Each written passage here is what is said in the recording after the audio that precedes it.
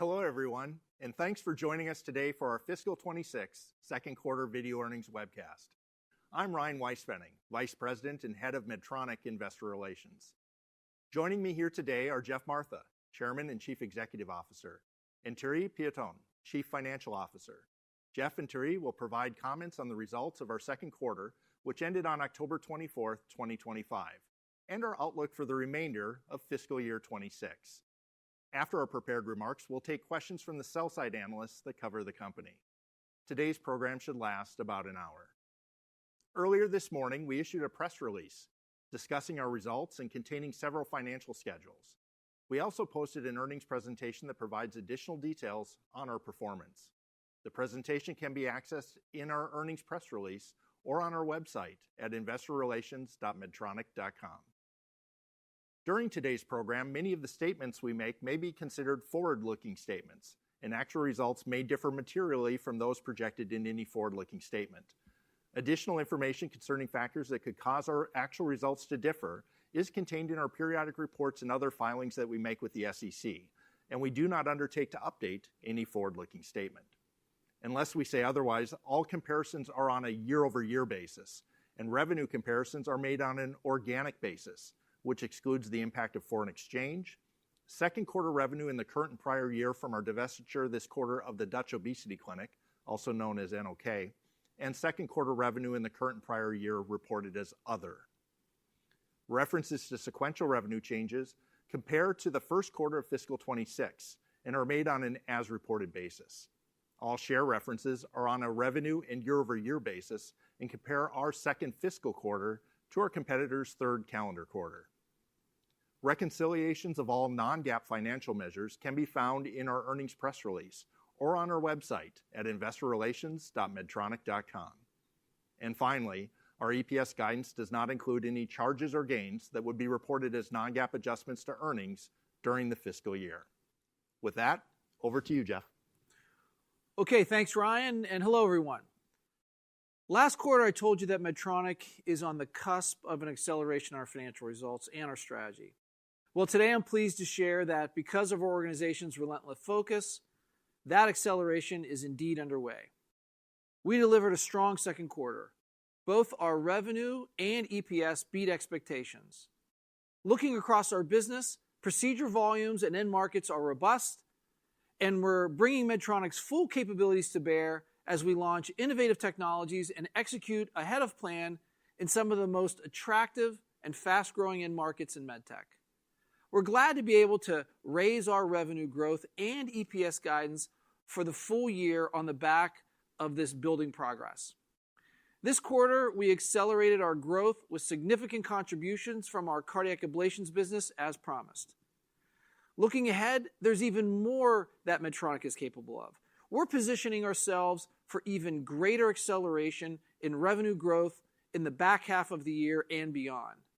And our momentum is fueled by our enterprise growth drivers, including our PFA franchise for AFib, Simplicity for hypertension, Hugo and soft tissue robotics, and AltaViva for incontinence. Look, these are game changers, and they'll power our trajectory.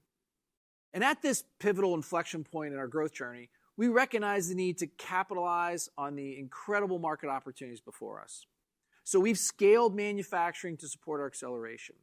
And this quarter, we took the opportunity to increase OpEx investments to support our revenue growth momentum.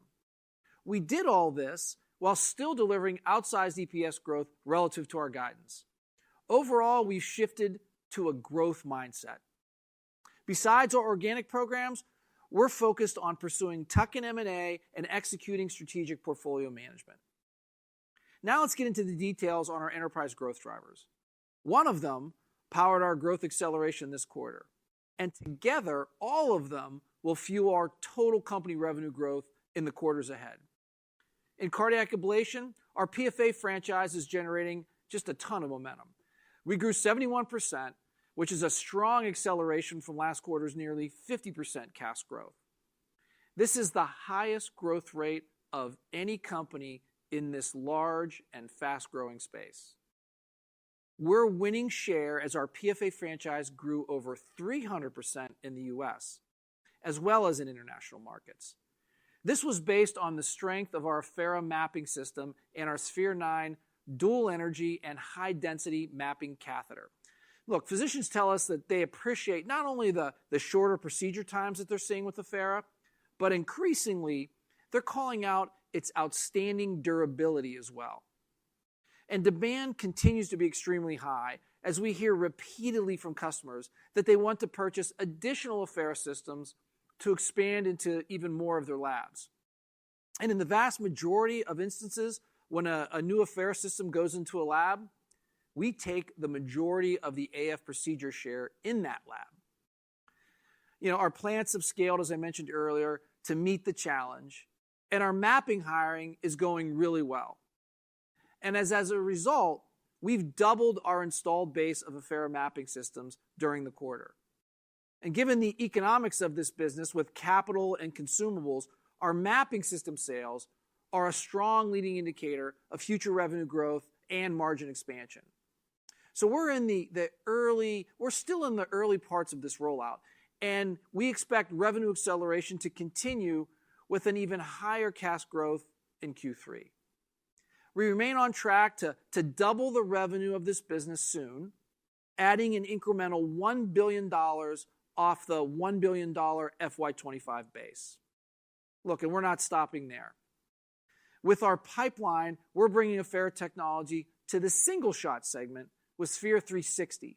EPs tell us that 360 is the most anticipated PFA catheter out there, given the strength of its early clinical data. We've submitted the IDE to the FDA to get approval for our U.S. pivotal trial, which we're expecting to start in Q3. So the EP ablation space is now over $12 billion. It's growing mid-20s, and with our low double-digit share and the high demand I just talked about for the current portfolio and our pipeline, we see a long runway to gain significant share and add meaningful growth to Medtronic. Now, on top of that growth, we're launching as the clear market leader in two very large end markets: our Simplicity procedure for hypertension and AltaViva for incontinence. And we're excited to have received the final Medicare NCD for Simplicity 3 weeks ago. So now, in addition to a broad label from the FDA, we have an excellent coverage outcome from CMS. The final NCD enables broad access and removes certain patient pathway barriers that were in the original proposal, including reducing in-person visits, removing a kidney function exclusion, and cutting in half the time requirement for adherence to meds. It also highlights patient quality of life as an important consideration. So the NCD gives physicians many avenues to bring Simplicity to patients. Additionally, we are currently the only company to meet the full NCD criteria with an approved continued evidence development plan. And on the commercial payer front, we picked up significant momentum with wins during the quarter, including HCSC, Regions, and several Blue Cross Blue Shield plans that collectively cover 30 million lives. Shifting to efficacy, Medtronic is the runaway leader with RDN clinical data, and we continue to add to it. Only Simplicity RF RDN has consistently shown sustained and improving blood pressure reductions in the long term. This is definitively unique to us, as we've not seen this with the ultrasound devices. This sets the standard that all other devices must now meet. And last month at TCT, we shared 3-year data from our OnMed trial that continue to show the procedure is effective over the long term. Patients who underwent the Simplicity procedure experienced an 18.5-point average drop in systolic blood pressure. We also completed enrollment in our Spiral Affirm trial, which aims to expand Simplicity into high-risk subgroups, including people with isolated systolic hypertension. The first data from a subset of this trial was also shown at TCT with very strong results. We're using these results in ongoing discussions with the FDA. So Simplicity represents a massive, multi-billion-dollar opportunity for Medtronic, with an addressable market of 18 million people in the US with uncontrolled hypertension. And now, with a broad NCD in place and commercial payers coming online faster than anticipated, this isn't a question of if or even how big. It's a question of how fast. Now, we have not incorporated much Symplicity revenue into our back half guidance, but we are sprinting after this opportunity. We have supply. We've ramped up physician training and market development activities with many hospitals initiating Symplicity programs across the country. And now we're increasing our consumer awareness programs. And as a result, we expect our revenue to pick up in the back half of the fiscal year and ramp over the next few quarters and meaningfully contribute to Medtronic for years to come. Now, shifting to AltaViva, we're seeing very positive signs in the first several weeks of the U.S. launch. Physician training programs are oversubscribed, and we're expanding training capacity to meet this demand. Physicians are stacking cases, and early media coverage has driven a surge in consumer search activity. AltaViva is a simple option to treat urinary urges and involuntary leaks, which affect 16 million people in the U.S. This small device is inserted just below the skin, but above the fascia near the ankle. The procedure is minimally invasive, doesn't require sedation, and the patient goes home with the therapy activated. So they're not waiting for follow-up appointments to feel the results. The device is only recharged once or twice a year, eliminating the need for daily at-home charging equipment, and it has a 15-year battery. So we believe AltaViva will add meaningful growth to our pelvic health business and be a Medtronic growth driver, again, for years to come. And more importantly, it is meaningful for patients. This is our first patient in South Carolina who is dancing to Jingle Bell Rock. It's getting that to be that time of the year. And it's a wonderful video. In addition to these enterprise growth drivers, we're seeing improvements in many of our other businesses as we execute on new product introductions, getting products to market ahead of schedule, and ensuring strong commercial follow-through. So with that, I'm going to turn it over to Thierry to cover the details of our business performance, financials, and our guidance. Hey, thanks, Jeff. Hi, everyone. Appreciate everyone joining us today. So I'll start with our cardiovascular portfolio, where we grew 9%. This was our strongest growth in over a decade, excluding the easy comparisons we had after the pandemic. The growth acceleration was driven by our building momentum in CAS, which Jeff walked you through, and it's worth noting that PFA is now 75% of our cardiac ablation revenue. Our PFA growth significantly offset the 40% declines we had in cryo, and 90% of our remaining cryo revenue is in markets outside of the US. And look, it wasn't just CAS. The rest of our cardiovascular portfolio grew a combined mid-single digits. Cardiac rhythm management grew 5%, with 18% growth in micro leadless pacemakers and nearly 80% growth in Aurora EV ICDs.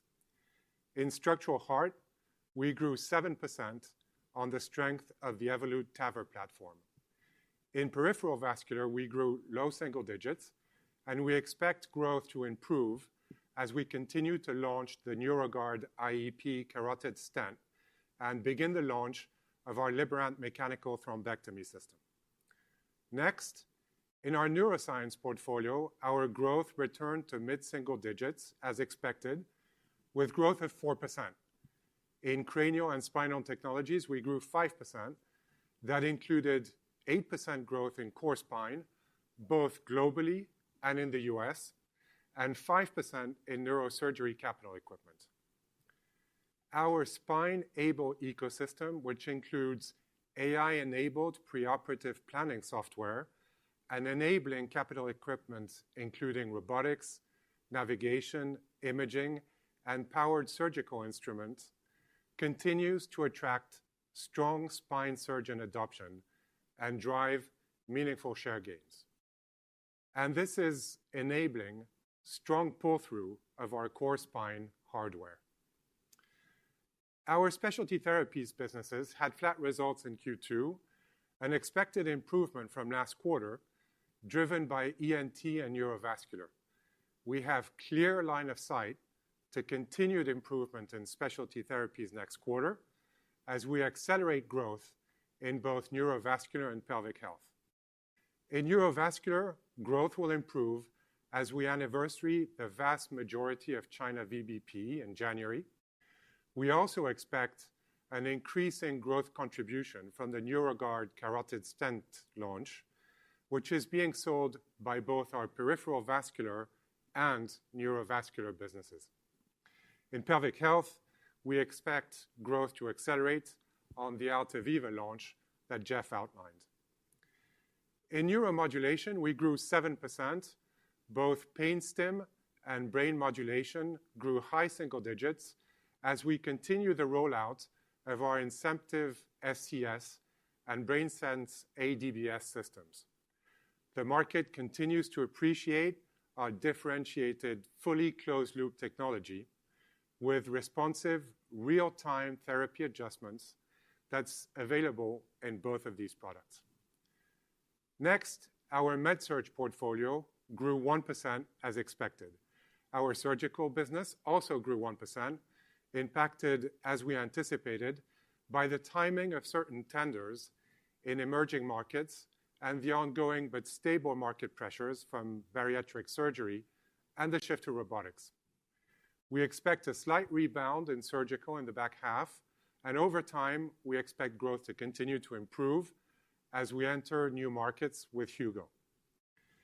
In the back half of this fiscal year, we expect the FDA to approve Hugo with a urology indication, and we'll start our entrance in the US. We also continue to make progress on expanding indications. During the quarter, we presented our ENABLE hernia repair study, which met its safety and effectiveness endpoints. And we kicked off our Embrace Gynecology US pivotal study last month. This builds on the momentum from the positive results of our international GYN study, which we shared at SRS in July. Given our experience in international markets, we've developed a clear understanding of the differentiated features that will make our robotics program successful. This includes Hugo's modularity and open console. It also includes continuously adding advanced technologies, such as our ICG imaging and instrumentation like LigaSure RAS.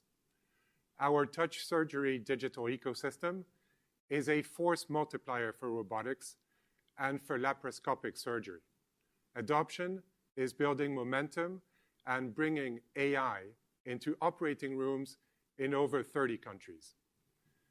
Beyond the features, we're also leveraging our deep partnerships with customers through our training, support, and through our service. We look forward to robotics becoming a more meaningful growth driver over time. Next, our endoscopy business grew 8%. This was driven by double-digit growth in our esophageal products, as well as in GI Genius, our AI-powered solution used to detect polyps during colonoscopies. Wrapping up our business performance, our diabetes business, or MiniMed, as it will be called post-separation, grew high single digits. We had particular strength in international markets, which grew 11%. As expected, the US was lower this quarter, in large part due to a decline in new orders as customers anticipated the launch of our new sensors. As we've started accepting orders, we're seeing this pent-up demand materialize. There's a lot of excitement behind both the Simplera Sync and Instinct sensors. Look, with the Simplera Sync, we continue to ramp manufacturing volume to support its European launch. As that ramp continues, we plan to roll it out more broadly to US consumers later this fiscal year. And ahead of that, we started accepting orders during the quarter. With the Instinct sensor, we started taking pre-orders in the US during the last month of the quarter, and we expect to begin shipping in late November. we accumulated more than 35,000 US customer orders for Simplera Sync and pre-orders for Instinct. Around 25% of these orders are from new pump users or our Medtronic pump users who were not using our CGM. The rest of these orders are current customers in our install base upgrading to the new sensors. We also saw over 9,000 HCPs in the US who are new Medtronic prescribers. Look, for those of you who follow this space, you know how big a deal these numbers are and the impact they're expected to have on increasing our install base. We expect the demand for our new sensors to accelerate our US growth in the back half of the fiscal year. Our diabetes business is in a strong innovation cycle. We've had a lot of great news in the last few months as our teams execute on the pipeline. In July, the 780G system received CE mark for 3 expanded indications, including for type 2, for children as young as age 2, and during pregnancy. In September, the US FDA also approved 780G for people with type 2 diabetes. And they cleared our SmartGuard algorithm that enabled integration with the Instinct sensor. Earlier this month, we received FDA approval to start the US pivotal for Vivera, our 3rd generation algorithm. We also continue to make progress with our new AID systems, MiniMed Flex and MiniMed Fit. We remain on track to submit Flex, our next generation durable pump, to the US FDA. And with Fit, our AID patch system, we intend to submit to the US FDA by the fall of next year. Look, finally, our planned separation of MiniMed is on track. Our preferred path continues to be a 2-step IPO and split. We continue to expect the separation to be complete by the end of calendar year 26. So we have a lot of momentum with diabetes given the order inflection and progress on the pipeline and separation. And you're hearing today that this momentum acceleration extends across the enterprise as we advance our pipeline and deliver growth. Now turning to the financials. The second quarter revenue of $9 billion grew 6.6% reported and 5.5% organic. That's an acceleration from last quarter and 75 basis points ahead of the midpoint of our guidance. Our revenue from a geographic perspective was balanced, with double-digit growth in Japan and mid-single-digit growth in the US, in Western Europe, and China. In China, we're driving growth even as we go through ongoing, but very manageable volume-based procurement in a few businesses. Our adjusted gross margin was 65.9%, up 70 basis points year over year. Similar to last quarter, I'll walk you through the main components. So we got 30 basis points again from pricing, as well as 40 basis points from our COGS efficiency programs, net of inflation. Importantly, margin headwinds from ramping up our manufacturing capacity on Affera are now behind us. So together, we drove a 70 basis point operational improvement in gross margin in the quarter. This was offset by business mix, which represented a headwind of 80 basis points, split roughly equally between cardiac ablation and diabetes. As I noted last quarter, CAS is impacted by the mix of lower margin capital to higher margin catheters, and diabetes is early in its manufacturing ramp-up of Simplera. Over time, we expect both of these to improve as we scale our CAS business and separate the diabetes business. Next, tariffs were a 20 basis points headwind, and finally, FX was about 100 basis points tailwind. Adjusted R&D was 8.4% of revenue and increased 8.9%, which is 230 basis points ahead of reported revenue growth. We've increased R&D investments in our core right-to-win franchises, where we've identified opportunities to accelerate top-line growth and improve our share in the near, mid, and long term. SG&A was 32.7% of revenue, up 20 basis points versus last year. As Jeff mentioned, we proactively took the opportunity to increase spending to accelerate our PFA and RDN launches in light of the considerable market demand and compelling near and medium-term outlooks. At the same time, we delivered disciplined leverage on G&A with growth at under half the rate of our revenue growth. Our adjusted op profit was $2.2 billion, an increase of 6%. This resulted in an adjusted operating margin of 24.1%, down 20 basis points year over year, but an increase of 50 basis points sequentially. Our adjusted tax rate was 16.4%. Q2 tax expense was lower than expected, which is largely due to timing, and which we expect to offset in the fourth quarter. All in all, adjusted EPS was $1.36, an increase of 8% and 5 cents above the midpoint of our guidance. Now let's cover our guidance. Given our outperformance in the first half of the year, as well as the confidence we have in our revenue growth acceleration, we're raising our full-year revenue guidance today. Year to date, we've delivered 5.2% organic growth, and we expect this to further accelerate in the back half of the year. As a result, we now expect fiscal 26 revenue growth of approximately 5.5%, a 50 basis point increase from the prior guidance. In the third quarter, we're also expecting approximately 5.5% growth, and Q4 will be even stronger.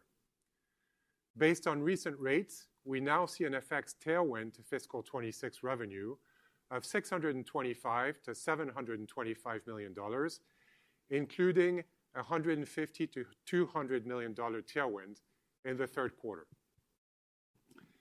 Moving down the P&L, we expect our fiscal 26 gross margin to be slightly up, ex tariffs, with pricing, FX, and COGS efficiency programs more than offsetting the negative impacts of business mix, primarily from cardiac ablation and diabetes.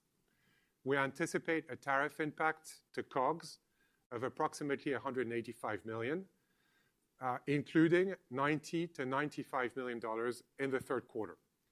Including tariffs, we expect a fiscal 26 gross margin decrease of roughly 40 basis points. We'll continue to fund R&D to grow greater than sales, with SG&A in light of the outsized demand and building momentum for our enterprise growth drivers.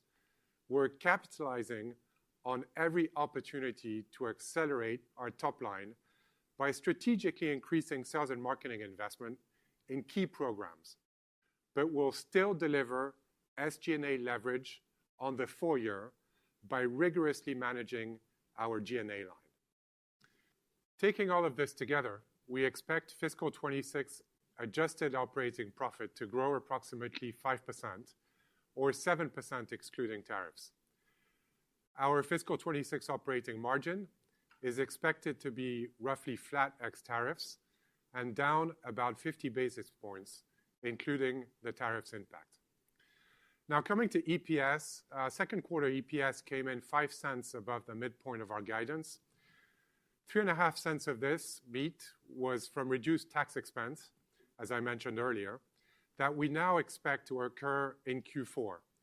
We're flowing through the remainder of the Q2 beat and increasing our fiscal 26 EPS guidance to a new range of $5.62 to $5.66 versus the prior range of $5.60 to $5.66. For Q3, we expect EPS in the range of $1.32 to $1.34. We're expecting margins to be down a couple hundred basis points in Q3, as the quarter includes half the annual impact of tariffs. In addition, the expected growth acceleration in CAS and diabetes will continue to impact business mix, and Q3 is typically our lowest quarter for generating COGS efficiency savings given the holidays.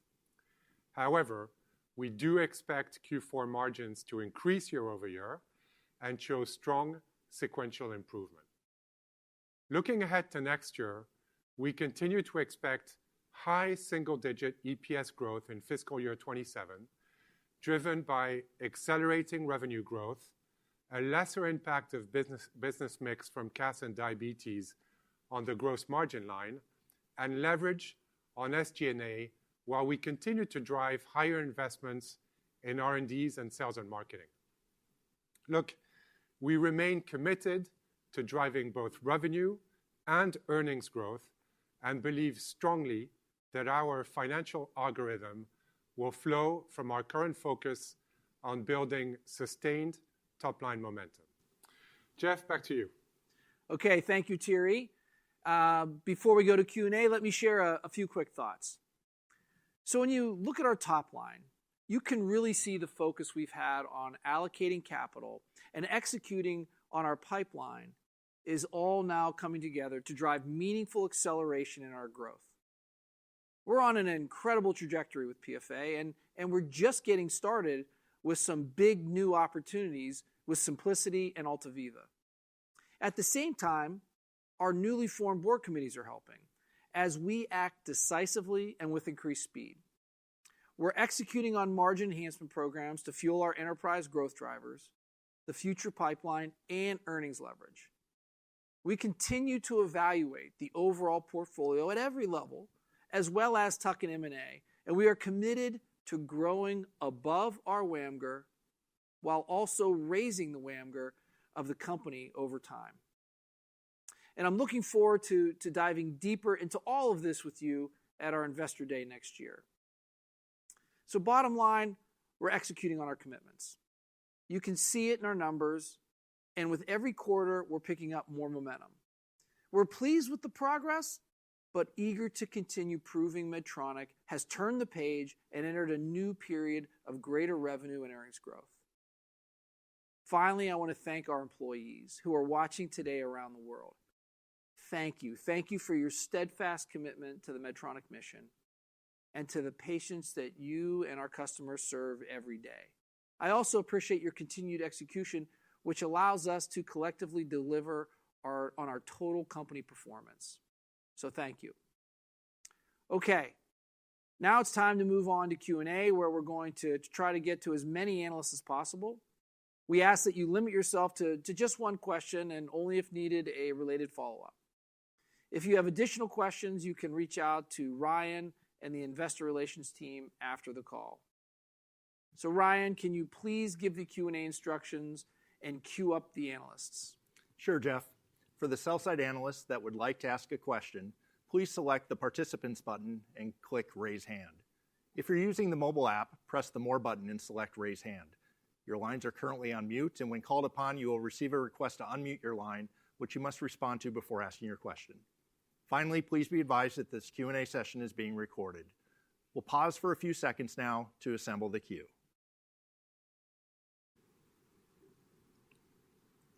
Okay, let's take the first question from Patrick Wood at Morgan Stanley. Please go ahead, Patrick.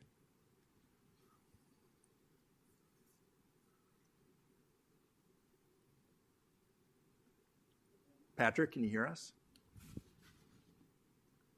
There we go. Nailed it. Thank you so much for taking the question. Thanks, guys. I'll keep it to one, of course. I'd love to start with Simplicity. You mentioned the commercial discussions happening faster than kind of expected. Obviously, without diving into any individual payer, how are those reflective relative to the NCD? Like, are there restrictions being put on? What is the sort of tone of the conversation, and how are the commercial payers looking to introduce this within their patient pool? Thanks. Yeah, thanks. Thanks for the question, Patrick. The commercial payers, like you mentioned, I mentioned in the commentary, they are coming online faster than I believe we anticipated. They're getting a lot of push from patients as well. In terms of restrictions, I would say, first of all, look, the NCD is the Medicare NCD is broad, and it's better than we anticipated. It's better than the proposal. So we're comparing it to that. The one area that I've heard, and in addition on the NCD, they've incorporated physician, for lack of a better word, physician discretion, patient discretion on, hey, as a patient, can I tolerate these meds, or does the physician feel like the patient cannot tolerate the meds? That gives them that avenue to move to Ardian, to Simplicity. In the commercial payers, we're seeing where there is one difference that I know of is around the medications, more of an emphasis on being on a few medications for a while. So that's the one area that I'm aware of, Patrick, and we'll keep everyone posted as we get more commercial payers online. Super clear. Thanks for the color. Yeah, thanks, Patrick. We'll take the next question from Travis Steed at BofA Global Securities. Go ahead, Travis. Hey, congrats on a good quarter. I guess, first of all, the implied second half guide around 6%, kind of think about it two buckets, the pipeline and then kind of the base business. And maybe talk about kind of what you're assuming on RDN in the second half, and then also the base business, why confident in the slight rebound in MedSurg and kind of the confidence to keep the base business humming. And then on the margins in the second half, this quarter we didn't see quite as much margin flow through, just assuming that changes in the second half, the revenue upside leads to more margin upside in the second half. Do you want to take that one? So maybe I start with the margin. Hey, hi, Travis. Thanks for the question. Hey, look, we described the momentum that we had from a commercial perspective in the second quarter, and pretty early on in the quarter we saw the order intake being pretty strong. We also saw that we were going to have a little bit of upside from a tax perspective, even though that's timely, but we did see it coming early on in the quarter. And so we just made a decision to go invest in the places that are going to drive the growth going forward. So we made some significant investments in the mappers structure, for example, in cardiac ablation. We started to build up the capability from a direct marketing on the Simplicity side. So we took the opportunity that we were going to see upside on revenue and a little bit on the tax line, just to lean into the investment to make sure we fully capture the opportunities that are ahead of us. And so you saw that in R&D. It's the second quarter where we have R&D growth that's pretty significantly higher than the revenue growth. And this quarter specifically, you saw it on the SG&A line, where we put, as I said, quite a bit of investment, especially in sales and marketing, while keeping the G&A line pretty constrained. So going forward into the rest of the year, we'll keep investing in these growth areas. You'll see R&D continue to ramp up. As you know, we're targeting to get over time to roughly about 10% of our revenue on the R&D line. On SG&A, though, you should expect to see leverage in the second half. So SG&A together. So we'll start seeing a lift there. And so ex tariffs will have gross margin and operating margin leverage in the second half. But we'll have to contend with the tariff impact. So all in all, on a 4-year basis, you'll see gross margin slightly up before tariffs, down about 50 basis points post tariffs. And at the operating margin level, you'll see operating margin roughly flat year over year, ex tariffs, and slightly down with the impact of tariffs. So look, it's all about capitalizing on the opportunities that we've got ahead of us, and that's what we'll keep doing. But again, second half leverage on both those lines. So on the revenue, as you see from the guidance, we're seeing we're looking at a back half ramp here that will extend into 27. And the way I'd break it down, I mean, a big piece of that is these growth drivers that are kicking in, these multi-billion-dollar opportunities. In terms of the back half, though, most of that is really coming from PFA. So in terms of the new big ones, right? When you think about PFA, Simplicity, AltaViva, and we have Hugo coming, those we would say are big, multi-billion-dollar, upmarket opportunities. In the back half, the contribution will be more from PMA in that category. PFA is cranking right now. We've got a lot of momentum there. When it comes to Simplicity, and obviously Simplicity and AltaViva are approved in the U.S., On simplicity, I'd say we're going to see it start to, tick up in the back half of the year, and then ramp, in the quarters following that. Like I said, the between the NCD and the commercial payers coming online, this market is really a best case scenario. It's as big as what we said it is. It's not about if or even how big. Like, it's as big as we said. It's really how fast, and we're measuring that speed of adoption in quarters, not years. AltaViva, again, just approved. A lot of great leading indicators. Physician trainings over booked, and we can talk more about that if I get questions on why we're so excited. Again, it'll start to contribute in the back half a little bit. And then Hugo, we don't have too much on, but we do still expect the approval in the back half of our year. Then there's another, getting to the base business, diabetes pops back up as our new sensors are available. Neuromodulation continues to be strong. CST will continue to be strong. CRM had two really good, a really good Q2. I don't know if we're going to have that same level of growth there, but still, a strong growth there. And then you've got two other businesses that'll, I'll call it tick up, incrementally increase their growth rate. Peripheral vascular with the carotid stent, mechanical thrombectomy coming. And then neurovascular, again, it's also selling that carotid stent, got some hemorrhagic products coming, and they're just lapping some issues, a recall, and then lapping VBP here. So the base business is a big contributor. PFA is a big contributor, and then you're going to start to see Simplicity, AltaViva, and a little bit of Hugo. Great, thanks a lot. Thank you, Travis. Next, we'll go to the line of Vijay Kumar at Evercore ISI. Please go ahead, Vijay. Hey, guys. Congrats on a nice sprint here. And Jeff, thanks for taking my question. I had maybe a new product question, a two-parter, if you will. One on Affera, Jeff. Do you feel like we have enough mappers now? And is supply in a place enough where you can hit the 2 billion? How are you thinking about supply and mapping? And then on TBL, we've got some good feedback on cannibalization of whether TBL could cannibalize Botox procedures.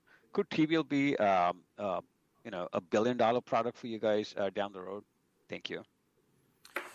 So I'll start with the PFA questions. On the supply that's not holding us back. So supply is in a good spot.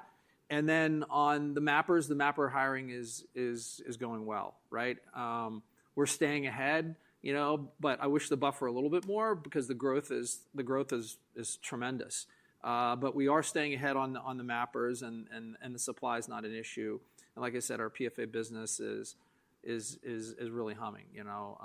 I was just with a big customer yesterday. They've got 2 systems. They laid out 3 more that they're going to buy, and just talking about once they put especially Affera, once they put that in one of their hospitals, how it kind of takes all the market share or the majority of the market share there for all types of cases. There's just all these benefits there. So feeling really, really good about that. And again, this mapper hiring has been a Medtronic, not just our cardiac ablation business, but a Medtronic effort, and our HR team's doing a hell of a job there. And then on tibial, look, tibial is something I think everyone needs to invest a little bit of time in here. It's a huge market, 46 million people in the U.S. with overactive bladder, and of that, 16 million with urinary urge incontinence, where this really shines. And it takes the therapy versus sacral, which works really well. It's been a great market for us.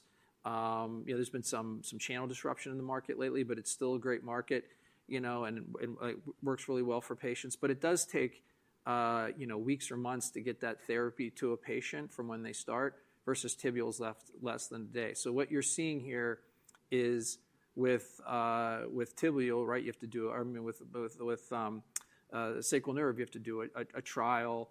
Then you have to go in for the implant. Then the patient leaves without the therapy turned on, has to come back to get it activated. Versus tibial, this all happens in a day, and the procedure is easier. And when patients, to get to your core of your question, when they're presented with options, all of their options, sacral nerve, tibial, Botox, they tend to choose the tibial. So we do think it will take share from Botox. And I would emphasize that we believe, look, there's a very strong place for sacral nerve. This is an incremental opportunity on top of our sacral business. And so that sacral combined with tibial, given that it's going to be incremental, this is going to make that business, that pelvic health business, a growth driver for the company. That's what I'll say about that. It's going to meaningfully improve the growth rate of that business. Okay, thank you, Vijay. Next, let's go to the line of Robbie Marcus at JP Morgan. Please go ahead, Robbie.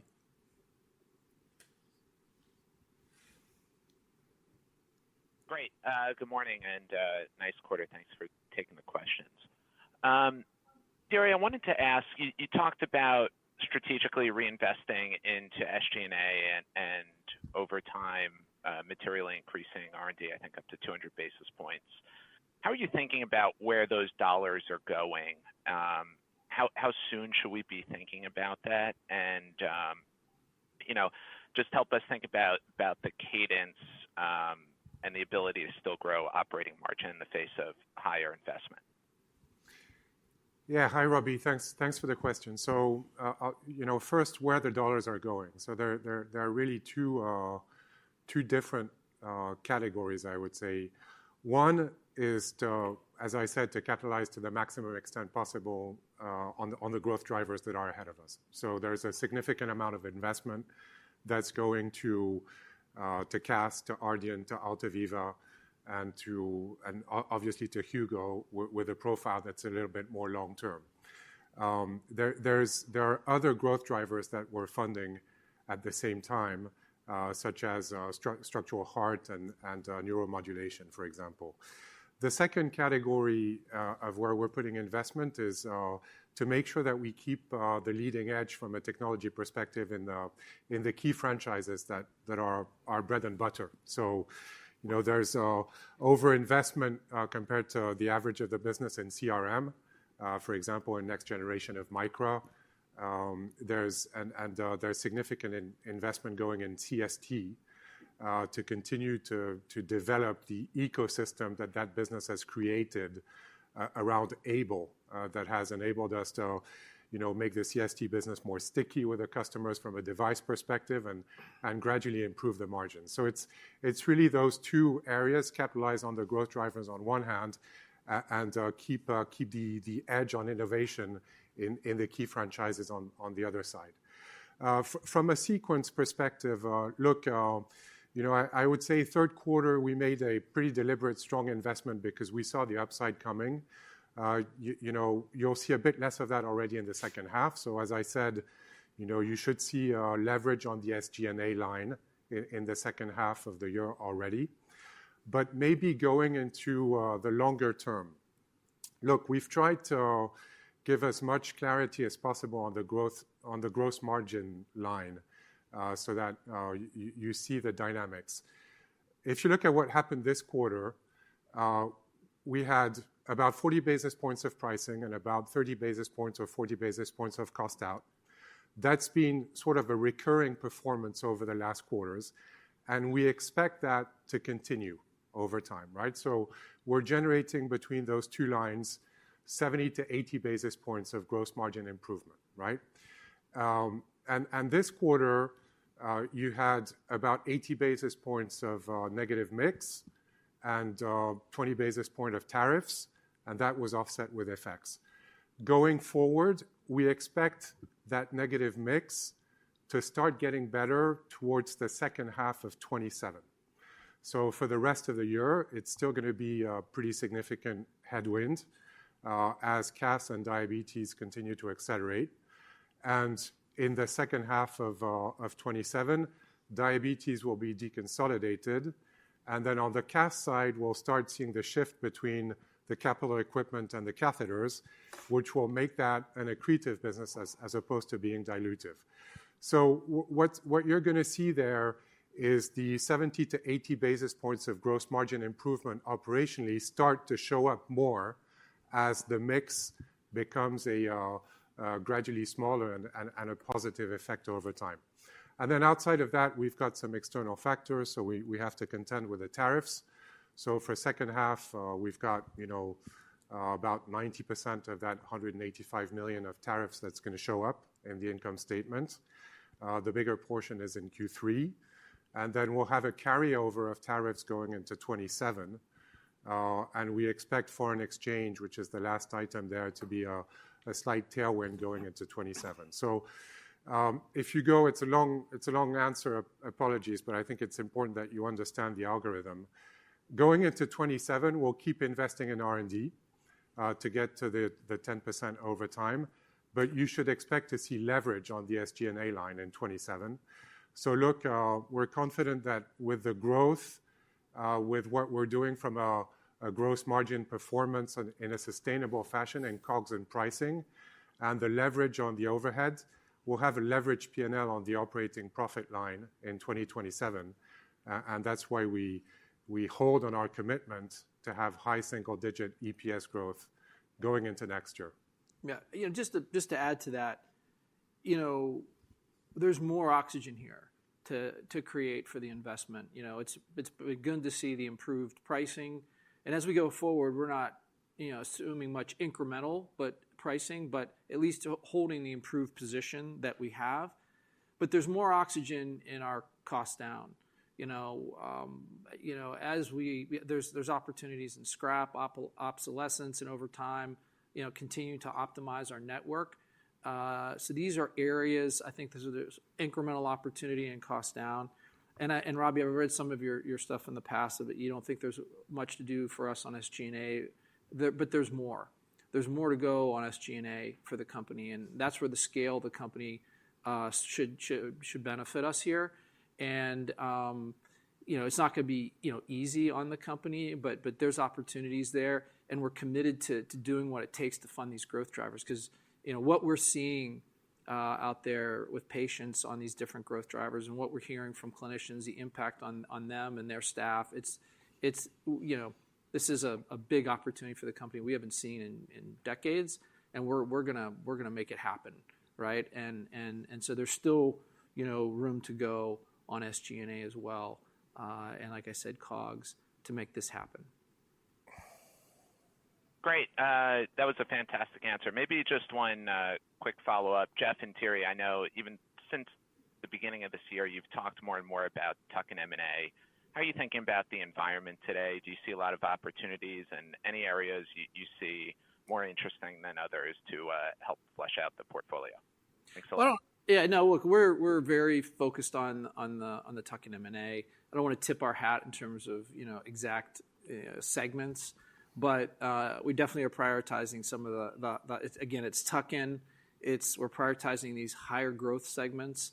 A lot of that is in cardiology, some in neuroscience as well. We like that Affera profile, right, where you're close to market, or just you're on the market early stage or close to market would be ideal.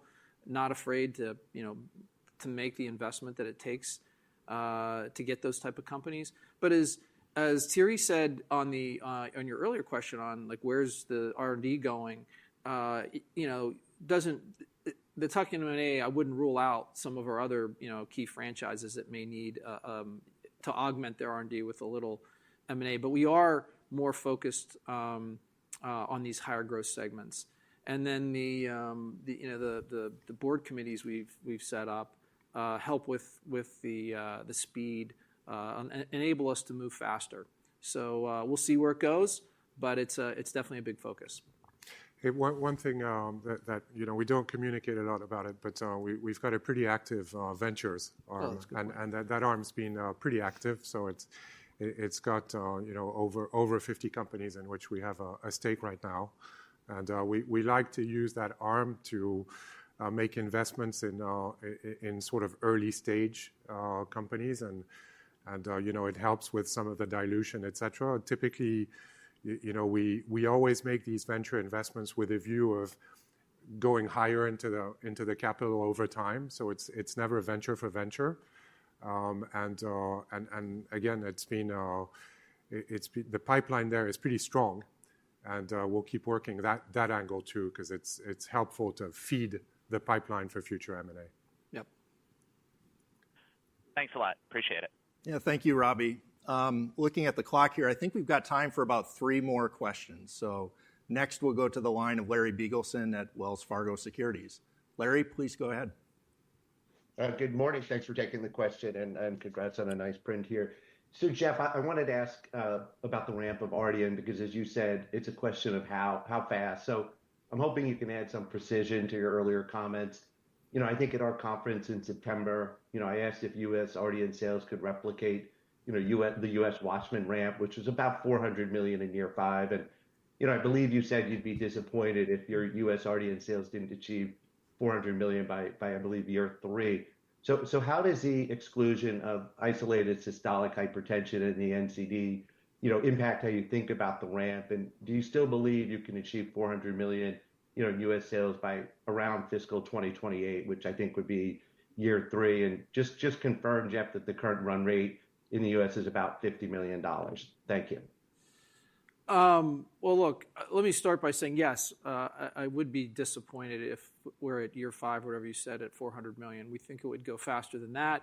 And the final NCD won't hold us back.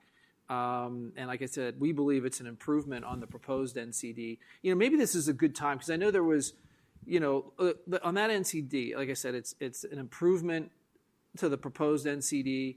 And if you go back a year, it's better than what we thought a year ago. If you go back 5 years, and you asked us if we thought we would get this type of NCD, we'd say that's the best case scenario.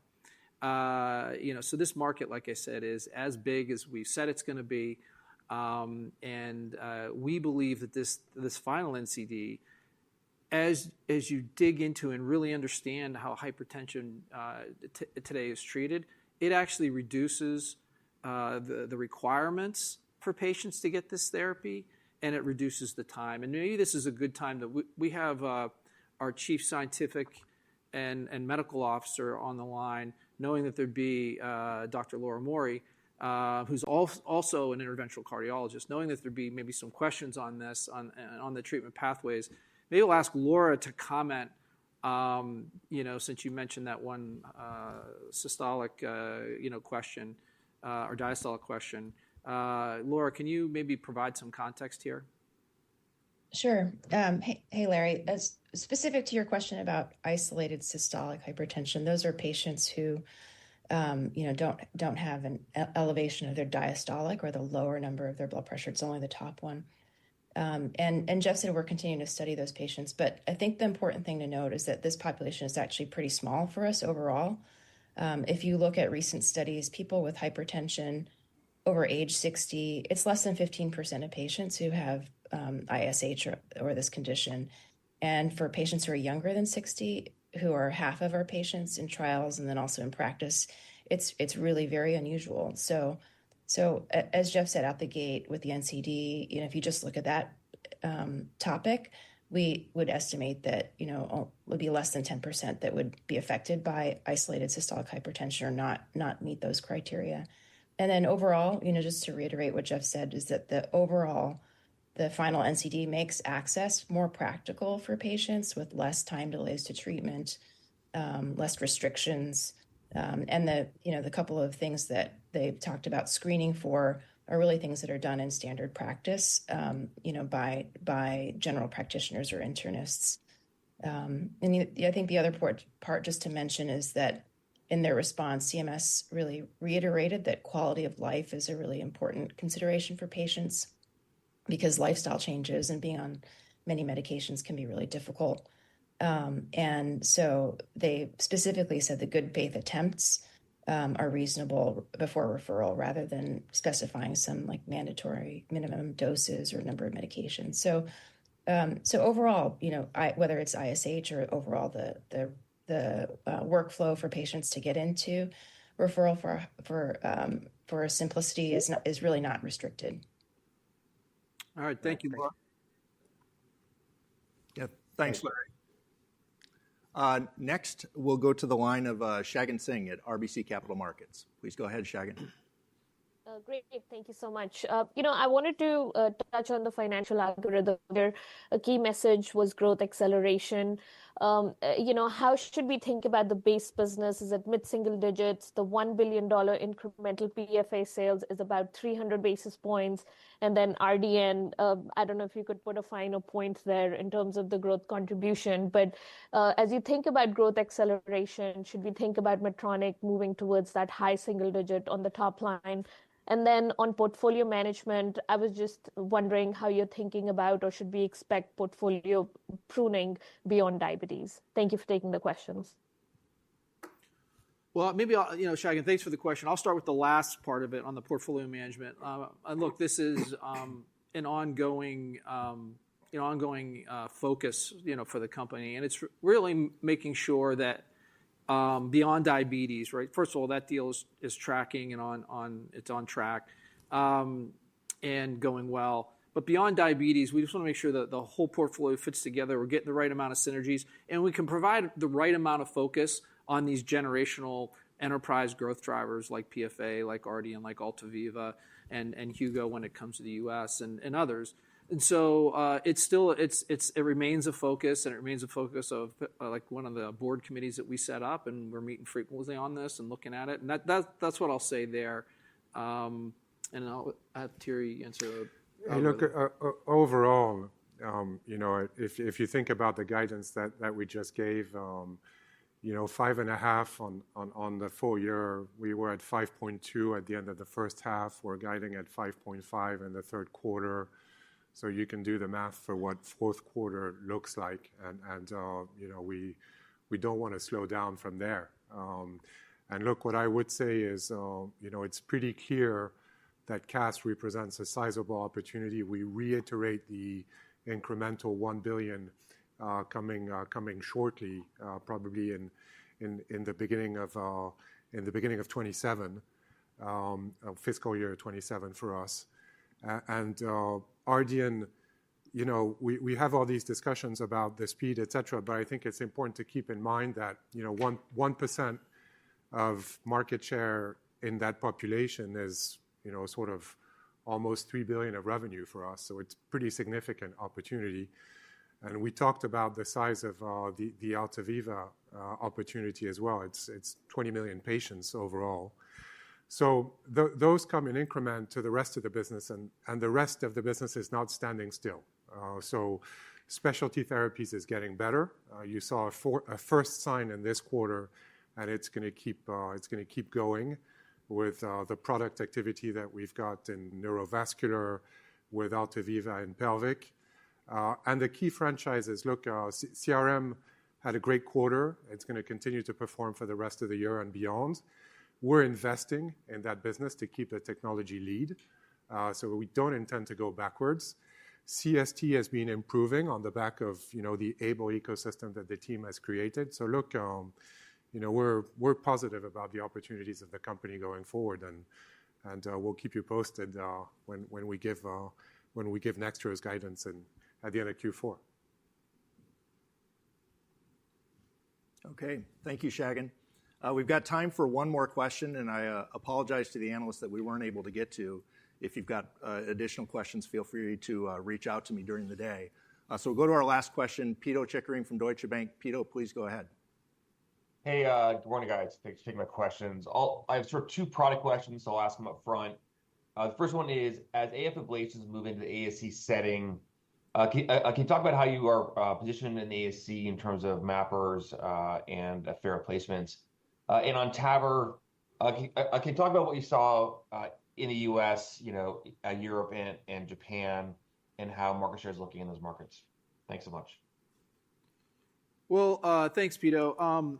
Look, for PFA in ASCs, over time, we do see that as an incremental opportunity for market expansion there. There'll be a bit of a shift outside of the tertiary centers to the ASCs over time, but it also, be a market expansion opportunity for us.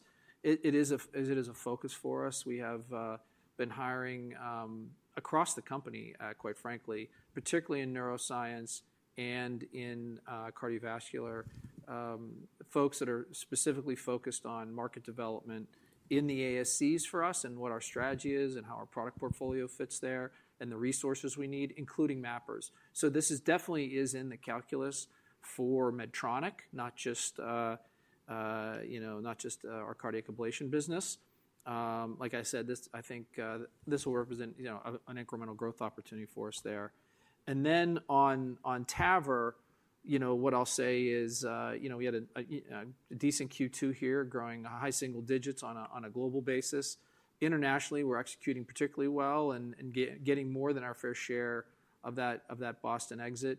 As we move forward in PFA, I think Q3 we may see a deceleration there. TAVR. In TAVR. What did I say? PFA. PFA. I'm sorry. No deceleration. PFA is going to keep going. I'm sorry. But in TAVR, a little bit of a deceleration in Q3, but then it'll pop back up in Q4. We've seen, due to a phasing, we've seen this in prior quarters as well. I don't know if you want to add anything to that. No, that's right. We saw the Q4, Q1 effect, and Q2, Q3 looks kind of similar, a little bit slower in Q3, but with a pickup in the fourth quarter. Q4. Yeah. And just for clarity, PFA will continue to grow off the 71%. It'll accelerate into Q3 and beyond. Thank you, Pito. Jeff, if you want to go ahead with your closing remarks. Sure. Well, thank you for joining and all your thoughtful questions this morning. And like Ryan said, apologize to the analysts we didn't get to. We certainly appreciate your support and your interest in Medtronic. Please join us again for our Q3 earnings broadcast for more updates, and there'll be more, and our continued progress and on the long-term strategies. And we expect to hold this on Tuesday, February 17th. And for those of you in the U.S., I wish you and your families a very happy Thanksgiving next week. I can't believe Thanksgiving's next week. With that, enjoy the rest of your day. Thank you.